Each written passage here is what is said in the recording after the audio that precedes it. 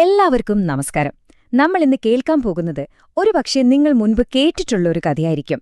കുരങ്ങിന്റെയും തോട്ടക്കാരന്റെയും കഥ. പക്ഷേ ഈ പഴയ കഥയ്ക്ക് ഇന്നും ഒരുപാട് പ്രസക്തിയുണ്ട്. അതായത് നല്ല ഉദ്ദേശത്തോടെ നമ്മൾ ചെയ്യുന്ന കാര്യങ്ങൾ എങ്ങനെയാണ് ചിലപ്പോൾ വലിയ അബദ്ധമായി മാറുന്നത് എന്ന് ഈ കഥ നമുക്ക് കാണിച്ചു തരും. അപ്പോ നമുക്ക് നേരെ കഥയിലേക്ക് കടന്നാലോ? അപ്പോ നമുക്ക് ഈ ഒരു ചോദ്യത്തിൽ നിന്ന് തന്നെ തുടങ്ങാം. നിങ്ങൾ എപ്പോഴെങ്കിലും ആത്മാർത്ഥമായിട്ട് ഒരാളെ സഹായിക്കാൻ പോയിട്ട് അവസാനം കാര്യങ്ങളൊക്കെ കുളമായി പോയൊരനുഭവം ഉണ്ടായിട്ടുണ്ടോ? അതായത് സഹായിക്കാനുള്ള നമ്മുടെ ആഗ്രഹം എപ്പോഴാണ് ശരിക്കും വിപരീത ഫലമുണ്ടാക്കുന്നത്? ഈ ഒരു ചോദ്യത്തിനുള്ള ഉത്തരമാണ് നമ്മൾ ഈ കഥയിലൂടെ കണ്ടെത്താൻ ശ്രമിക്കുന്നത്. അപ്പോൾ നമ്മുടെ കഥ തുടങ്ങുന്നത് പണ്ട് പണ്ട് പുരാതന നഗരമായ വാരാണസിയിലാണ്. ബ്രഹ്മദത്തൻ എന്നൊരു രാജാവാണ് അന്നവിടം ഭരിക്കുന്നത്.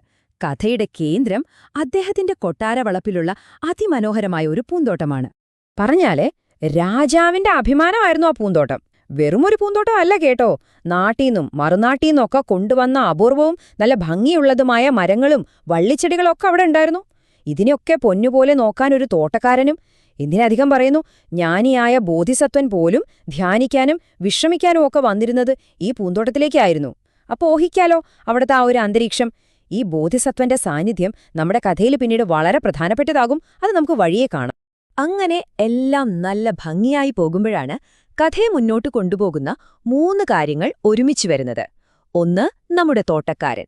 2, നഗരത്തിൽ നടക്കുന്ന വലിയൊരു ഉത്സവം. പിന്നെ മൂന്നാമത്തേത്, ഒരു വിശ്വസ്തനായ സുഹൃത്ത്. അതെ, തോട്ടക്കാരന്റെ സുഹൃത്തായ കുരങ്ങൻ. ഇവിടെയാണ് കഥയുടെ ഗതി മാറുന്നത്. നമ്മുടെ തോട്ടക്കാരന് ഒരാവശ്യം വരുന്നുണ്ട്. അതിനൊരു പരിഹാരവും അദ്ദേഹം കണ്ടെത്തുന്നു. പക്ഷേ ആ പരിഹാരമായിരുന്നോ ശരിക്കുമുള്ള പ്രശ്നം? നമുക്ക് നോക്കാം. ഇവിടെയാണ് കഥയിലെ ആ നിർണായകമായ കരാറ് വരുന്നത്. നോക്കൂ, രണ്ടുപേരുടെയും ഉദ്ദേശം എത്ര നല്ലതാണെന്ന്. തോട്ടക്കാരന്റെ ലക്ഷ്യം, അദ്ദേഹത്തിന് നഗരത്തിലെ ഉത്സവം കൂടണം. അതേസമയം തന്റെ പ്രിയപ്പെട്ട ചെടികൾ വാടാനും പാടില്ല, അതിന് വെള്ളമൊഴിക്കണം. ഇനി കുരങ്ങൻ തലവന്റെ ലക്ഷ്യമോ, ആപത്തിൽ സുഹൃത്തിനെ സഹായിക്കുക, കൊടുത്ത വാക്ക് പാലിക്കുക. എല്ലാം നല്ല കാര്യങ്ങൾ തന്നെയല്ലേ? ഇതിലെവിടെയാണൊരു പ്രശ്നം വരാൻ പോകുന്നത്, അല്ലേ? ഒരു സംശയവുമില്ലാതെ കുരങ്ങൻ തലവൻ വളരെ സന്തോഷത്തോടെ പൂന്തോട്ടം നോക്കിക്കോളാമെന്ന് വാക്കുകൊടുത്തു. അങ്ങനെ ആ ഡീൽ ഉറപ്പിച്ചു. തോട്ടക്കാരനും ഹാപ്പി, കുരങ്ങളും ഹാപ്പി. എല്ലാം ശുഭമായി അവസാനിക്കുമെന്ന് ആരും കരുതിപ്പോകുന്നൊരു നിമിഷം. ഒരു വിവേകപൂർണമായ പദ്ധതി. പക്ഷെ ആ പ്ലാൻ അത്ര വിവേകമുള്ളതായിരുന്നു? നല്ല ഉദ്ദേശങ്ങൾ മാത്രം പോരാ, പ്രവൃത്തിയും ശരിയാവണം. അല്ലെങ്കിൽ എന്ത് സംഭവിക്കുമെന്ന് നമുക്ക് നോക്കാം.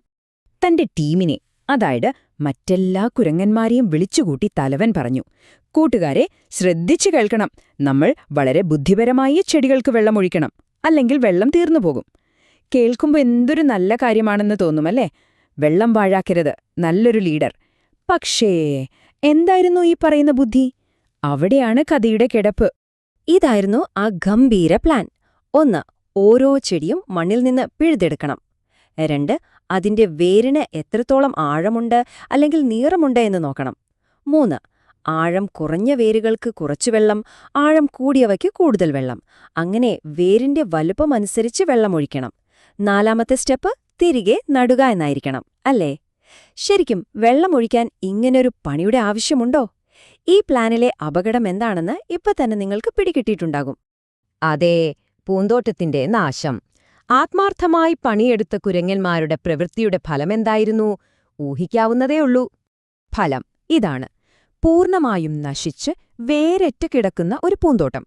നമ്മൾ കഥയുടെ തുടക്കത്തിൽ കണ്ട ആ മനോഹരമായ പച്ചപ്പുള്ള കാഴ്ചയുടെ നേർവിപരീതം.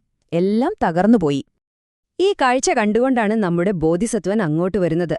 ആ നാശം കണ്ട് അദ്ദേഹം പറഞ്ഞു, ഒരു ജോലിയെക്കുറിച്ച് ശരിയായ അറിവില്ലാത്തൊരാൾക്ക് അത് ചെയ്യാൻ അവസരം കൊടുത്താൽ അയാൾ ഇതുപോലെ അത് നശിപ്പിക്കുകയുള്ളൂ. ഇതിലും ലളിതമായി ഈ കഥയുടെ സന്ദേശം പറയാനാവില്ല. അപ്പോ എന്താണ് ഒരു അറിവുള്ള പ്രവർത്തകൻ? ഈ കഥയിൽ നിന്ന് നമുക്ക് പഠിക്കാനുള്ള ഏറ്റവും വലിയ പാഠമെന്താണ്? നമുക്ക് നോക്കാം. ഇതിനെ നമുക്ക് സദുദ്ദേശപരമായ കഴിവുകേട് എന്ന് വിളിക്കാം. അതായത് ഉദ്ദേശ്യം വളരെ നല്ലതാണ്, സഹായിക്കണമെന്ന ആഗ്രഹം 100% ആത്മാർത്ഥമാണ്. പക്ഷേ അത് ചെയ്യാനുള്ള അറിവോ കഴിവോ ഇല്ല. ഇതിന് ഏറ്റവും നല്ല ഉദാഹരണം, നീന്തലറിയാത്ത ഒരാൾ വെള്ളത്തിൽ മുങ്ങുന്നയാളെ രക്ഷിക്കാൻ എടുത്തുചാടുന്നത് പോലെയാണ്. രക്ഷിക്കണമെന്നുണ്ട്, പക്ഷേ ഫലത്തിൽ രണ്ടുപേരും അപകടത്തിലാവും. ഗുണത്തെക്കാളേറെ ദോഷം സംഭവിക്കും. അതാണ് കുരങ്ങന്മാർക്കും പറ്റിയത്. അപ്പോ അവസാനം ഈ കഥ നമ്മളോട് ചോദിക്കുന്ന ഒരൊറ്റ ചോദ്യമുണ്ട്. നല്ല ഉദ്ദേശങ്ങൾ മാത്രം മതിയോ ഒരു കാര്യം ചെയ്യാനിറങ്ങിത്തിരിക്കുമ്പോൾ? സ്നേഹവും സഹായിക്കാനുള്ള മനസ്സും മാത്രം മതിയോ? അതോ ആത്മാർത്ഥതയുടെ കൂടെ അറിവും വിവേകവും കൂടി വേണ്ടേ?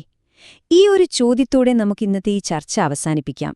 ഇതിനെക്കുറിച്ച് നിങ്ങൾക്കെന്താണ് തോന്നുന്നത്? ഒന്ന് ആലോചിച്ചു നോക്കൂ.